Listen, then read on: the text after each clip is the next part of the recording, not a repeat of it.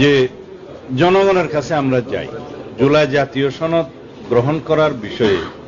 বাস্তবায়নের বিষয়ে জনগণের সম্মতি আছে কিনা। আমরা এটা একটা রাজনৈতিক সভা,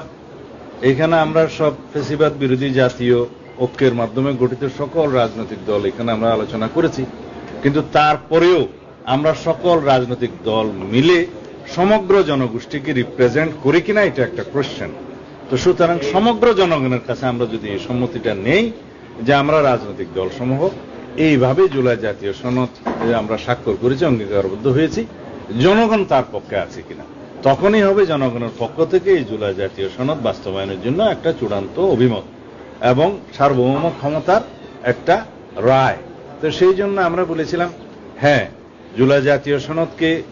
পুরোপুরিভাবে যেভাবে আমরা ঐকমত্য হয়েছি উইথ নোট অফ ডিসেন্ট কিছু কিছু ক্ষেত্রে